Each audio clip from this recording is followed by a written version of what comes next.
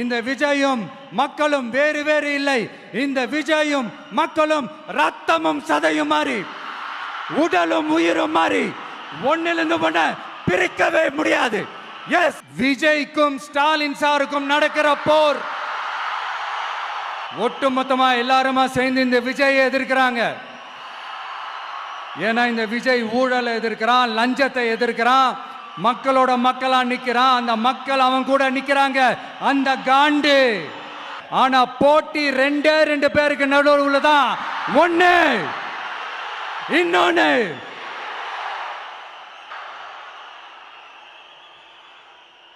எங்களை யாரும் விலைக்கு வாங்க முடியாது.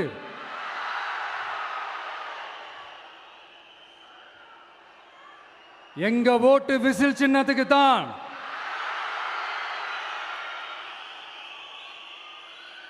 யாரையும் நம்பி ஏமாற மாட்டோம். எங்க வார்த்தையிலிருந்து மாற மாட்டோம். இது நிஜம். தேங்க்யூ.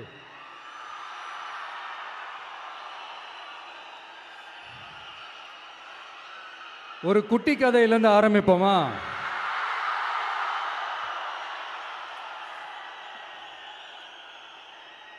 ஒரு பெரிய ஊர், ஒரு 4 ரோடு ஜாயிண்ட் ஆகிற மாதிரி ஒரு ஜங்ஷன், ஒரு பிஸியான ஏரியா, ஆள் நடமாட்டம் அதிகமாக இருக்கக்கூடிய ஒரு ஏரியா. அங்கே சென்டரில் ஒரு முரட்டு ஜல்லிக்கட்டு காலை ஒன்று நின்றுட்டு இருக்குது. காலில் மண்ணை வீசிக்கிட்டு சீறிக்கிட்டு அப்படியே நின்றுட்டு இருக்குது. யாருமே பக்கத்தில் போக முடியல.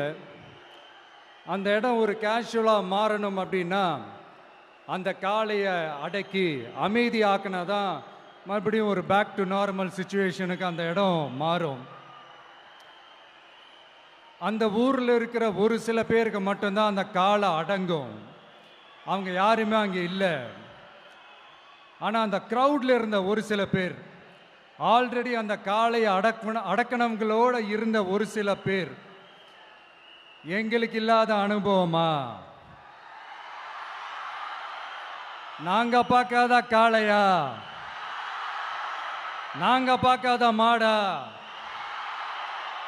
நாங்க போய் அடக்குறோம்னு சொல்லிட்டு உள்ள போறாங்க. ஒருத்தராலையும் அந்த காளையை தொடக்கூட முடியல. எல்லாரையும் அடிச்சு வீசி தூக்கி போட்டுருச்சு. இப்போ என்னடா பண்றது அப்படின்னு பார்க்கும்போது அந்த கூட்டத்தை விலக்கிட்டு ஒரு சின்ன பையன் ஒரு என்ட்ரி ஒன்று கொடுக்குறான். உங்களுக்கு தான் தெரியும்ல, டேய் எங்களாலே முடியல, நீ எல்லாம் என்னத்தை போய் கிழிக்க போற? எங்களுக்கு அவ்வளோ அனுபவம் இருக்குது, நாங்களே அடிபட்டு ஓரமாக படுத்து கிடக்கிறோம். இவன் விளையாட்டுத்தனமாக ஏதோ பண்ணிட்டு கிடக்கிறான், பாவம் அந்த காளைகிட்ட போய் அடிபட்டு சாவ போகிறான். பச்சா பையன், அந்த பையன், இந்த பையன், அண்டர் எஸ்டிமேட் பண்ணுறது, ஏளனமாக பேசுறது, இப்படி ஒரு பக்கம். இன்னொரு பக்கம் பரிதாபப்பட்டு, ஐயோ பாவமே, இப்படி தனியாக போய் மாட்டிக்கிட்டானே அந்த காளைகிட்ட, என்ன பண்ண போகிறானோ அப்படின்ட்டு ஒரு பக்கம் பரிதாபப்பட்டு பேசுகிறாங்க. அந்த சின்ன பையன் எதுவுமே காதலையே போட்டுக்காம 2 பாக்கெட்லையும் கையை விட்டுக்கிட்டு ஸ்டைலா கெத்தா தில்லா அப்படியே உள்ள போகிறான். ஒரு ஸ்டெப் எடுத்து வைக்கிறான், அந்த காலை அப்படியே சீறிக்கிட்டே நின்றுட்டு இருக்குது. இன்னொரு ஸ்டெப் எடுத்து வைக்கிறான், காலை அப்படியே சீறிக்கிட்டே முன்னாடி வருது. மக்கள் எல்லாரும் பதட்டத்தோடு அப்படியே பார்த்துட்டு இருக்கிறாங்க.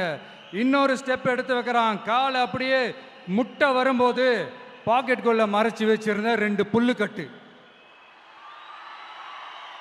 அதை அந்த காளை கிட்ட காட்டுறான்.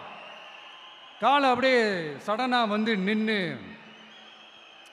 அது மூடெல்லாம் மாறி அந்த புல்லுக்கட்டை சாப்பிட ஆரம்பிச்சிருச்சு. அந்த சின்ன பையனும் அந்த காளையை அப்படியே தடவிக்கிட்டு வரான். காளையும் பக்கத்தில் ஒரு குழந்தை மாதிரி நடந்து வந்துக்கிட்டு வருது. பக்கத்தில் இருந்த ஒரு வயல்வெளியில் அந்த காளையை மேய விட்டுட்டு வரான். மக்கள் எல்லாரும் அந்த பையனை ஆச்சரியமாக பார்க்குறாங்க. அந்த அடிபட்டு கிடந்த அந்த அனுபவசாலிங்க தலையை தொங்க போட்டு நின்றுட்டு இருக்கிறாங்க. ஏன்னா பேசின பேச்சு அப்படி.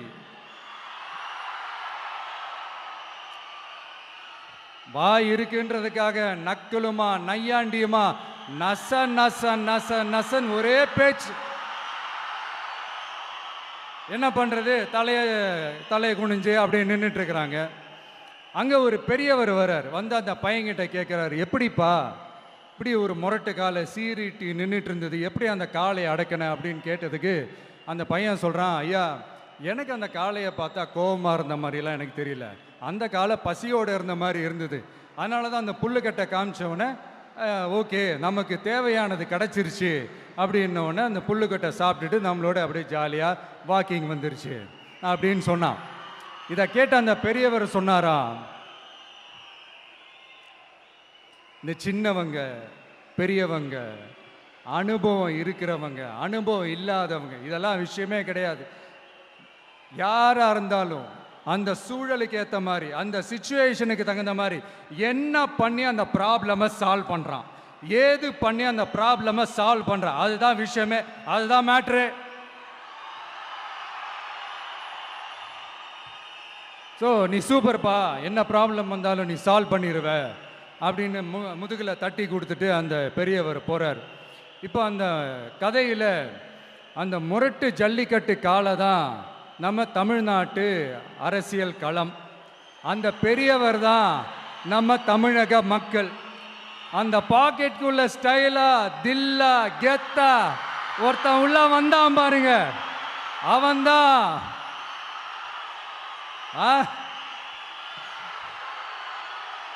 நான் இல்லைங்க, நான் இல்லை, நானு நீங்க நாம எல்லாருமா சேர்ந்து மாபெரும் மக்கள் சக்தியா இருக்கக்கூடிய நம்ம டிவிகே,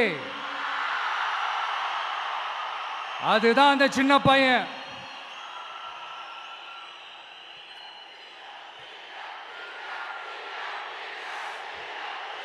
தேங்க்யூ தேங்க்யூ தேங்க்யூ.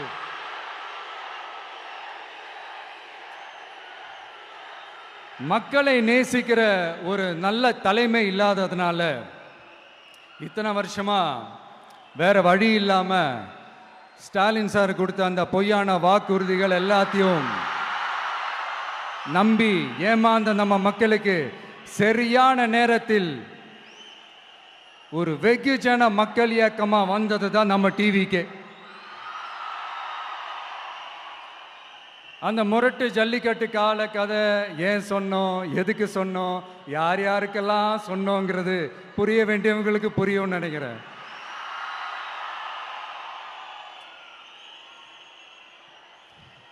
இப்போ நாம ஒவ்வொரு வீட்டில் உயிரா உணர்வா இருக்கிறோம். ஆனால் நான் உங்கள் எல்லாரையும் நேரில் சந்திக்கணும், நீங்கள் இருக்கிற ஊருக்கே உங்களை சந்திக்கணும் அப்படின்றது தான் எனக்கு மனசில் இருக்கிற ஒரு பெரிய ஆசை. ஆனால் அந்த சிச்சுவேஷன் ஒரு எதிர்கட்சியாக இருந்து கேள்வி கேட்டுட்டு இருக்கிற இந்த நேரத்தில் நமக்கு எதிராக என்ன சூழ்ச்சிகள்லாம் நடக்குதுன்றது உங்கள் எல்லாருக்குமே நல்லா தெரியும். அதனால் இப்போ உங்களுக்கு ஒரு வாக்குறுதியை கொடுக்குறேன், நம்மளுடைய ஆட்சி அமைஞ்சதும் ஒவ்வொரு கிராமத்துக்கும் நான் நேரடியா வந்து என்னுடைய சொந்தங்களாகிய உங்க எல்லாரையும் நான் சந்திக்கிறேன்.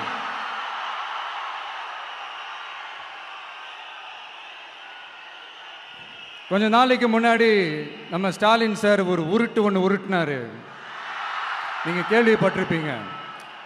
இப்போ வரப்போற எலெக்ஷன் எதுக்கான எலெக்ஷன்? நம்ம சட்டமன்ற தமிழ்நாடு சட்டசபைக்கான ஒரு தேர்தல் இல்லையா? இதே தமிழ்நாட்டுக்கும் டெல்லிக்குமான ஒரு எலெக்ஷன் அப்படின்னு சொல்றாங்க.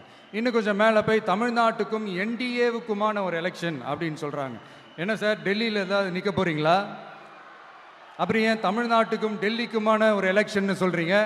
அப்புறம் இது ஏதாவது பார்லிமெண்ட் எலெக்ஷனா, பிரதமர் பதவிக்கு ஏதாவது போட்டி போடுறீங்களா? அப்புறம் ஏன் அதை தமிழ்நாட்டுக்கும் என்டிஏவுக்குமான ஒரு எலெக்ஷன் சொல்றீங்க? எங்களுக்கு புரியலையே சார், இது என்ன லாஜிக்னு எங்களுக்கு புரியலையே. எந்த எலெக்ஷனை எப்படி டீல் பண்ணணும், எப்படி ஹேண்டில் பண்ணணுன்றது நம்ம தமிழ்நாட்டு மக்களுக்கு தெளிவாக தெரியும். நம்ம தமிழ்நாட்டு மக்கள் மாதிரி ஒரு தெளிவான மக்களை நீங்க பார்க்கவே முடியாது. சூப்பர் கிளாரிட்டியோட சூப்பர் மக்கள் சார் நம்ம மக்கள். இந்த போருக்கு போறதுக்கு முன்னாடி தான் இந்த படை பரிவாரங்களோட போவாங்கன்னு கேள்விப்பட்டிருக்கிறேன். ஆனால் நீங்க என்னடானா இந்த ஒன்றுத்துக்கும் உதவாத இந்த பால் டப்பாவை உருட்டிக்கிட்டு இருக்கீங்களே சார். உண்மையிலே இந்த எலெக்ஷன் எதுக்கான எலெக்ஷன் சொல்லட்டுமா? தமிழ்நாட்டு மக்களுக்கும் ஊழலுக்கும் நடக்கிற போர், தமிழ்நாட்டு மக்களுக்கும் லஞ்சத்துக்கும் நடக்கிற போர், தமிழ்நாட்டு மக்களுக்கும் இந்த நிர்வாகத்தை சரியா செய்யாத இந்த திமுக அரசுக்கும் நடக்கிற போர், அதாவது தமிழ்நாட்டு மக்களுக்கும் உங்க ஆட்சிக்கும் நடக்கிற போர், தமிழ்நாட்டு மக்களுக்கும் ஸ்டாலின் சாருக்கும் நடக்கிற போர். இன்னும் சுருக்கமா சொல்லணும்னா விஜய்க்கும் ஸ்டாலின் சாருக்கும் நடக்கிற போர்.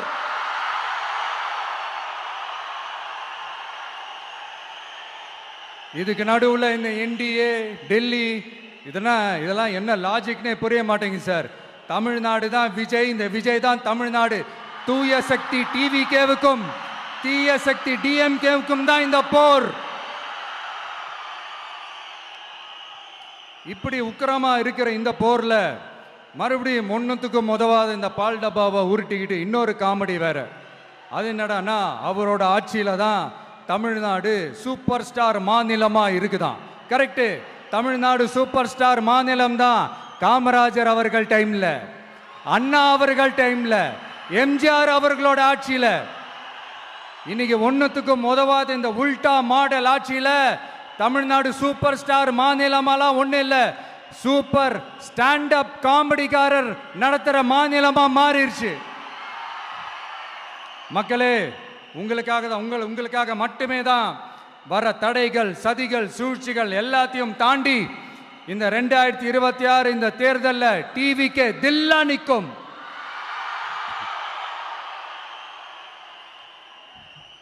இதுவரைக்கும் நடந்த எலெக்ஷன் வேற, இப்ப நடக்க போற எலெக்ஷன் வேற. ஒவ்வொரு 5 இயர்ஸுக்கும் நடக்கிற எலெக்ஷன் மாதிரி இதை நினைச்சிடாதீங்க. 50 வருஷத்துக்கு ஒரு வாட்டி நடக்க போற ஒரு எலெக்ஷன் மாதிரி இது. அதிசய எலெக்ஷன். ஒரு எலெக்ஷன்ல அவங்களோட எதிரிகளை தான் எதிர்ப்பாங்க, அப்படிதான் எதிர்ப்பாங்க, அதுதான் யதார்த்தமும் கூட. ஆனா இந்த எலெக்ஷன்ல தான் ஒட்டுமொத்தமா எல்லாருமா சேர்ந்து ஒருத்தனை எதிர்க்கிறாங்க. ஒட்டுமொத்தமா எல்லாருமா சேர்ந்து இந்த விஜயை எதிர்க்கிறாங்க. ஏன்னா இந்த விஜய் ஊழலை எதிர்க்கிறான், லஞ்சத்தை எதிர்க்கிறான், மக்களோட மக்களா நிக்கிறான். அந்த மக்கள் அவன் கூட நிக்கிறாங்க. அந்த காண்டு எப்படி? அந்த காண்டு தான் ஒட்டுமொத்தமா எல்லாருமா சேர்ந்து ஒருத்தனை எதிர்க்க காரணம். நீங்க எப்படி வேணா எதிர்த்துக்கங்க, ஆனா போட்டி 2 பேருக்கு நடுவுல தான். ஒண்ணு இன்னொன்னு. இந்த எலெக்ஷன் டேல மேக்சிமம் என்ன பண்ணுவீங்க? போவீங்க, ஓட்டு போடுவீங்க, வருவீங்க, அவ்வளவுதான் உங்களுடைய பார்ட்டிசிபேஷன். ஆனா இந்த எலெக்ஷன்ல நீங்க பங்கெடுத்துக்க போறீங்க. எஸ், உங்க வீட்டில் இருக்கிற ஒரு விஜய் தான், உங்க வீட்டில் இருக்கிற ஒரு விஜய் தான் வேட்பாளரா நிக்க போறாங்க. உங்க வீட்டில் நிக்கிற ஒரு வேட்பாளர்னா அப்போ உங்க வீட்டில் இருக்கிற மற்றவங்க எல்லாருமே வாக்காளர்கள் தானே.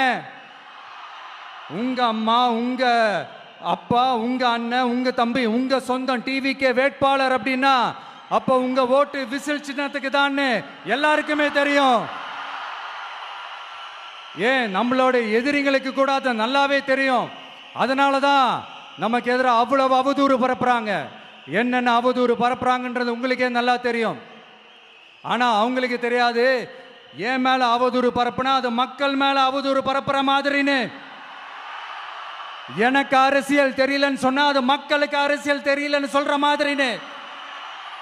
என்ன அசிங்கமா பேசினா அது மக்கள் அசிங்கமா பேசுற மாதிரின்னு. எனக்கு எதிராக செய்யற ஒவ்வொரு செயலும் அது மக்களுக்கு எதிராக செய்யற செயல் அவங்களுக்கு தெரியாம போச்சு. இந்த விஜயும் மக்களும் வேறு வேறு இல்லை. இந்த விஜயும் மக்களும் ரத்தமும் சதையும் மாறி, உடலும் உயிரும் மாறி, ஒன்னிலிருந்து ஒண்ண பிரிக்கவே முடியாது.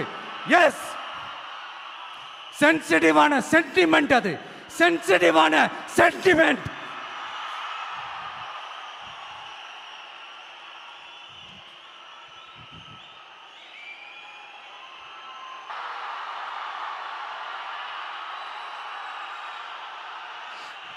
நான் சாரி, இதை யாரும் அசைக்க முடியாது. மக்களை நேசிக்கிற விஜய் வேணுமா, மக்கள் விரோத ஆட்சி நடத்துற ஸ்டாலின் சார் வேணுமா? இந்த விஜய் நம்புறீங்களா, ஸ்டாலின் சார் நம்புறீங்களா? Proof, this is the proof.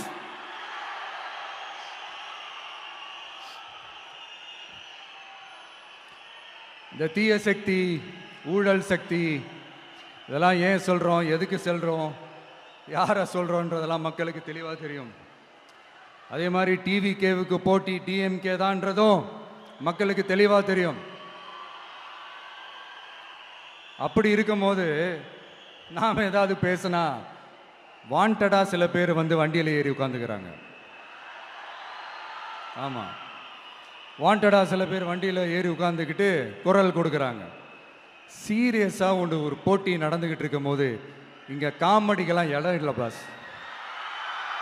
இதெல்லாம் மக்களுக்கு தெளிவாக தெரியும். இந்த நேரத்தில் ஒரு சீரியஸ் கேள்வியை இன்னைக்கு இருக்கிற மிகப்பெரிய அரசியல்வாதிங்க கிட்ட கேட்கணும்னு நான் நினைக்கிறேன்.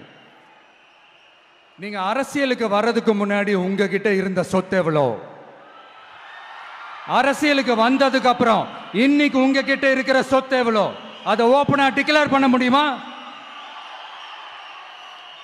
அப்படி வந்த காசெல்லாம் என்னென்ன தொழில் செஞ்சு வந்துச்சு, என்ன வேலை செஞ்சு வந்துச்சு, உண்மையிலே நீங்க உழைச்சி சம்பாதிச்ச காசா, இல்ல ஆட்சி அதிகாரத்துக்கு வந்ததுக்கு அப்புறம் ஆட்டைய போட்ட காசா?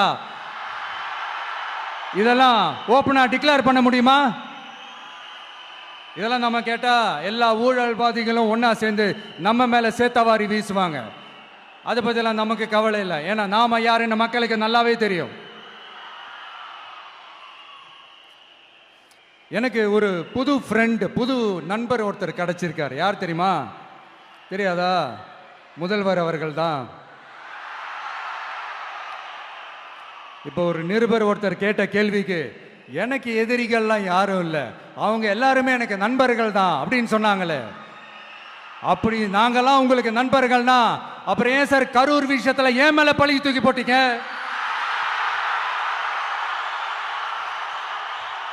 உங்களுக்கு மனசாட்சின்னு ஒண்ணு இருந்தா அப்படி பேசிருப்பீங்களா?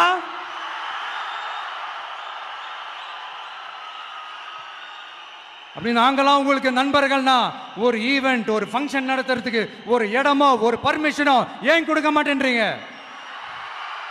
எல்லாத்தையும் நீங்களே பண்ணிட்டு போற போக்கில் அப்படியே பொய்களா அடிச்சு விட்டுக்கிட்டு இருக்கீங்க.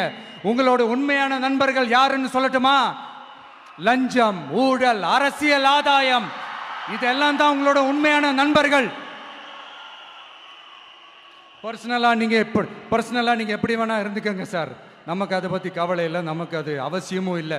ஆனா உங்க ஆட்சி தான் தப்பான ஆட்சி, தமிழ்நாட்டுக்கு தேவையில்லாத ஆட்சி. கொஞ்ச நாளைக்கு முன்னாடி கற்பனையா ஒரு விஷயம் ஒன்று சொன்னேன். இந்த முதல்வர் கூட விசில் சின்னத்துக்கு தான் வாக்களிப்பாரு அப்படின்ட்டு கற்பனையா ஒன்று சொன்னேன். ஆனா இன்னைக்கு நிஜமாவே நமக்கு ஆதரவா ஒரு கோஷத்தை எழுப்பியிருக்கிறாங்க. அது என்ன தெரியுமா? எங்க வாக்கு சாவடி வெற்றி வாக்கு சாவடியா. அதுக்கு அர்த்தம் என்ன தெரியுமா? எங்க வாக்கு சாவடி விஜய் வாக்கு சாவடின்னு அர்த்தம்.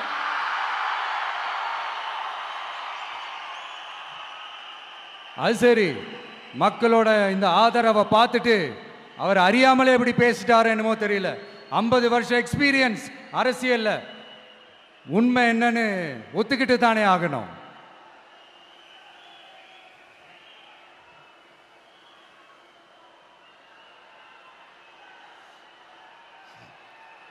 ஜனநாயகம்ங்கிறது பெரும்பான்மை ஆட்சி அதிகாரம் சார்ந்தது மட்டும் இல்லை, சிறுபான்மை மக்களின் உரிமைகள் உணர்வுகளும் புனிதம்னு நினைச்சு அதையெல்லாம் காப்பதற்கு பெயர் தான் ஜனநாயகம்னு 1963 அறிஞர் அண்ணா பார்லிமெண்ட்ல பேசினதை நாம இங்க சொல்றது ரொம்ப பொருத்தமா இருக்கும். அறிஞர் அண்ணா சொன்னது தான் டிவிகேவோட நிலைப்பாடும். இந்த ஸ்டாண்ட்ல நாம 100% உறுதியா இருப்போம். யாருக்காகவும் எதுக்காகவும் இதுல சமரசமே கிடையாது. மதச்சார்பற்ற சமூக நீதி தன்மை தான் நம்ம அடிப்படை கொள்கைகள் ஒன்று. அதில் எந்த மாற்றமும் எப்பவும் கிடையாது.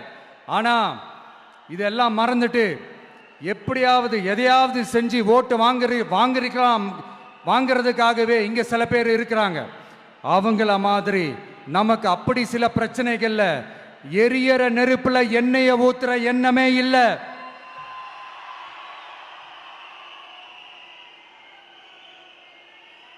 இங்க சில அரசியல் கட்சிகளும் சில அரசியல் தலைவர்களும் ஒரு சில நேரங்களில் அமைதியா இருந்தாலே போதும், ஒரு பிரச்சனையும் வராது. இப்போ கரண்ட்ல இருக்கிற சில பிரச்சனைக்கு வருவோம். இந்த கரண்ட் பிரச்சனைக்கு வருவோம். மாசம் மாசம் கரண்ட் பில் கட்டுற மாதிரி மாத்துவோம்னு சொன்னீங்களே, செஞ்சீங்களா? நிறைய வீடுகளில் 100 யூனிட் தான் அந்த கரண்ட்டு செலவாகுது ஒரு மாசத்துக்கு. மாசம் மாசம் நீங்க அந்த பில்லு கொடுத்தீங்கன்னா அவங்களுக்கு அது ஃப்ரீ ஆயிடும். அவங்க அந்த காசு கட்ட தேவையே இல்லை. ஆனா 2 மாசத்துக்கு ஒரு வாட்டி அந்த பில்லு கொடுத்தீங்கன்னா, இப்போ சப்போஸ் அது 200 யூனிட்டுக்கு மேல போச்சுன்னா அது அவங்களுக்கு ஒரு மிகப்பெரிய சுமை தானே. இது எந்த கணக்கில் எடுத்துக்கிறது? ஒரு மாதிரி ஒரு மாடர்ன் கரப்ஷன் அப்படின்னு எடுத்துக்கலாமா? அடுத்து பஸ் வசதி. நிறைய கிராமங்களில் பஸ் வசதி இல்லைன்னு சொன்னா இந்த ஒட்டுமொத்த திமுக அரசும் கத்திக்கிட்டு வந்துருவாங்க. நாங்க பஸ் விடாத கிராமங்களே இல்லை அப்படின்னு சொல்லுவாங்க. அப்படியாவது உண்மை அப்படின்னா முதல்வர் அவர்கள் கிட்ட நம்ம தங்கச்சி ஒருத்தவங்க ஒரு கேள்வி கேட்டாங்களே, எங்க ஊருக்கு ஒரு மினி பஸ் ஆவது விடுங்க சார் அப்படின்னு கேட்டாங்களே, அது எந்த கணக்கில் எடுத்துக்கிறது? நிறைய மலை கிராமங்கள்ல பஸ் வசதி இல்லை, நிறைய மலை கிராமங்கள்ல ஹாஸ்பிட்டல் வசதி இல்லை. இது ரெண்டுமே எவ்வளவு முக்கியமான ஒரு விஷயங்கள். பஸ் வசதியும் ஹாஸ்பிட்டல் வசதியும் இல்லாததுனால வீட்டிலேயே பிரசவம் பார்க்கிற அந்த ஆபத்து இருக்குதுன்னு எவ்வளவு நியூஸ் பார்க்கிறோம். இதெல்லாம் எந்த கணக்கில் சேர்த்துக்கிறது? அடுத்து இது எல்லா மீட்டிங்லயும் பேசுறதுதான், பெண்களுக்கு பாதுகாப்பு நம்பர் 1 இருக்குது தமிழ்நாட்டில் அப்படின்னு சொல்றாங்க. அப்புறம் அது என்ன, வி சேஃப் மாடலா? பெண்கள் என்ன சொல்றாங்க தெரியுமா? அது வி சேஃப் மாடல் இல்ல, வி ஆர் நாட் சேஃப் மாடல்னு சொல்றாங்க.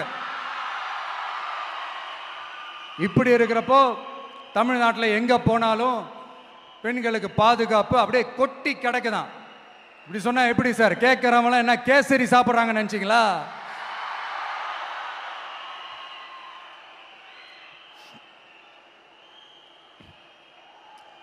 அடுத்து இந்த சட்டம் ஒழுங்கு, அது காணாம போய் ரொம்ப நாள் ஆச்சு. இவன் வேற, இந்த விஜய் வேற, எங்க போனாலும் இந்த மக்கள் கிட்ட இந்த சட்டம் ஒழுங்கை பத்தி பேசி ஞாபகப்படுத்திக்கிட்டே இருக்கான்னு முதல்வர் அவர்கள் அவங்க கூட இருக்கிறவங்க கிட்ட எல்லாம் சங்கடப்பட்டாராம். நாம் என்ன பண்றது? நாம தான் தமிழ்நாட்டோட விசில் ப்ளோயர் ஆச்சே. நாம் எப்படி சைலண்டா இருக்க முடியும்? நாமளும் கேள்வியா கேட்கிறோம், ஆனா பதிலெல்லாம் வந்த மாதிரியே தெரியல. இருந்தா தானே வர்றதுக்கு, வச்சுக்கிட்டா வஞ்சனை பண்றாரு. 5 வருஷமா பதிலே சொல்லாம அப்படியே கடந்து வந்துட்டாரு. ஆனா இனிமே அப்படிலாம் இருக்க முடியாது, பதில் சொல்லி ஆகணும். மக்களே, இந்த தீய சக்தி, இந்த அட்ராசிட்டிய ஒரு எண்டு கார்டு போடணும் அப்படின்னா அவங்கள சுவிட்ச் ஆஃப் பண்றது தான் ஒரே சொல்யூஷன். அதுக்கான ரிமோட் தான் வரப்போற எலெக்ஷன். அந்த ரிமோட்ல நீங்க அழுத்த வேண்டியது ஒரே ஒரு ஆப்ஷன், அதுதான் நம்ம விசில் சின்னத்தோட பட்டன். இத 4 விஷயத்தை நீங்க செஞ்சாலே போதும். ஒவ்வொரு இவிஎம் மிஷின்லயும் விசில் சின்னத்துக்கு நேரா இருக்கிற அந்த பட்டனை பச்சக்கு பச்சக்கு பச்சக்குன்னு ஒரு அழுத்துங்க. எப்படி? அவ்வளவுதான். நாம காஞ்சிபுரத்தில் பேசும்போது நம்மளுடைய விஷன் என்னன்னு சொன்னோம். இப்போ அதனுடைய கண்டினியூஷனா சில விஷயங்கள் இங்க நான் சொல்லணும்னு ஆசைப்படுறேன். இப்பவும் சொல்றேன், உறுதியா சொல்றேன், சத்தியமா சொல்றேன். பெண்கள், பெண் குழந்தைகள், ஆண் குழந்தைகள் பாதுகாப்பு நம்ம ஆட்சியில நம்பர் 1 இருக்கும். சட்டம் ஒழுங்கு ரொம்ப ரொம்ப ஸ்ட்ரிக்டா இருக்கும். அரசு பள்ளிக்கூடங்களும் கல்லூரிகளும் முதல் தரமா இருக்கும். போட்டி தேர்வுகளுக்குன்னு லட்சங்களை கொட்டி தனி கோச்சிங் சென்டர் போய் படிக்க அவசியமே இருக்காது. ஏன்னா கவர்மெண்ட் ஸ்கூல் காலேஜ் சிலபஸே போட்டி தேர்வுகளை ஈஸியாக சந்திக்கிற வகையில் அந்த ஸ்டாண்டர்டுக்கு ஏற்ற மாதிரி அமைக்கப்படும். உயர்நிலை பள்ளி பாடத்திட்டங்களிலேயே அடிப்படை அரசியல் சாசன சட்டம் சேர்க்கப்படும். மாநில மற்றும் ஒன்றிய அரசு அலுவலகங்கள் வங்கிகளின் செயல்பாடுகள் மற்றும் அவற்றை அணுகும் முறை குறித்து மாணவர்களுக்கு தெளிவான புரிதலை ஏற்படுத்தும் வகையில் தேர்வுகள் அற்ற செயல்முறை பாடமாக கற்பிக்கப்படும். இந்தியா முழுக்க உள்ள ஒன்றிய அரசு சார்ந்த கல்வி நிலையங்கள் மற்றும் அதன் சேர்க்கை அட்மிஷன் குறித்து புரிதலும் தெளிவும் மாணவர்களுக்கு உருவாக்கப்படும். அனைத்து அரசு பள்ளிகளிலும் பெண் குழந்தைகளுக்கு சுத்தமான சுகாதாரமான மற்றும் தரமான கதவுகள் பொருத்தப்பட்ட ரெஸ்ட் ரூம்கள் அமைப்பது உறுதி செய்யப்படும். போதைப் பொருட்கள் இல்லாத தமிழகம் உருவாக்கப்படும். மாவட்ட கலெக்டர்கள் மற்றும் எஸ்பிக்களில் சரி பாதி பெண்களாக இருக்கும்படி செய்வோம். மலை கிராமங்களில் அரசு ஆரம்ப சுகாதார நிலையங்கள் பிரசவம் பார்க்கும் வசதியுடன் அமைக்கப்படும். பஸ் போக்குவரத்து இல்லாத கிராமங்கள் மற்றும் மலை கிராமங்களே இல்லை என்ற நிலை உருவாக்கப்படும். ஏற்கனவே அமைப்பு சாரா தொழிலாளர்கள் அமைப்பு இருந்தாலும் ஆட்டோ டாக்ஸி மற்றும் லாரி டிரைவர்களுக்கென அவர்களின் நலன்களுக்காகவும் குடும்ப நலன்களுக்காகவும் தனியாக நல வாரியம் அமைக்கப்படும். தென் தமிழகம் உட்பட தமிழகத்தின் தேவையான பகுதிகளில் தொழிற்சாலைகள் அமைக்கவும் தொழில் வளம் பெருக்கவும் தனி கவனம் செலுத்தப்படும். விவசாயிகள் மீனவர்கள் மற்றும் நெசவாளர்களின் கருத்துக்களை அறிந்து அவர்களுக்கான திட்டங்கள் காலத்தின் தேவைக்கேற்ப உருவாக்கப்படும். இப்போ நம்ம ஸ்டாலின் சார் அறிவாலயம் பக்கத்தில் யாரு நடந்து போனாலும் அறிவாலயம் பக்கத்தில் யாரு நிழலுக்கு ஒதுங்கினாலும் கூட்டணியில் சேர்த்துக்கிறார்.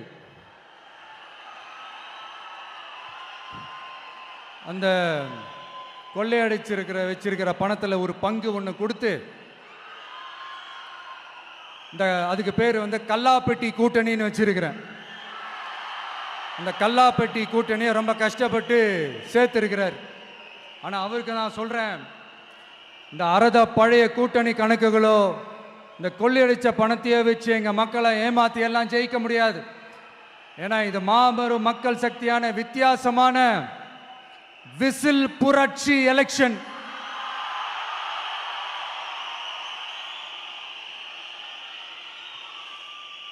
உங்களோட நான் இருக்கேன், நம்மளோட நம்ம மக்கள் இருக்கிறாங்க. இதுக்கு மேல என்ன வேணும்? கான்பிடென்ட்டா இருங்க, நல்லதே நடக்கும், வெற்றி நிச்சயம். மீண்டும் சந்திக்கும் வரை நன்றி, வணக்கம். என் நண்பர்களே, ஒரு சின்ன ரிக்வெஸ்ட். நான் திருப்பி இங்கிருந்து 4 hours சென்னைக்கு போகணும். தயவு செஞ்சு யாரும் என் வண்டிக்கு பின்னாடியோ என் வண்டி சைட்லேயோ பைக்கில் வராதிங்க. உங்களை நான் கெஞ்சி கேட்டுக்கிறேன். செய்திகளை உடனுக்குடன் தெரிந்து கொள்ள நியூஸ் ஆன் தமிழ் சேனலை உடனே சப்ஸ்கிரைப் செய்யுங்கள்.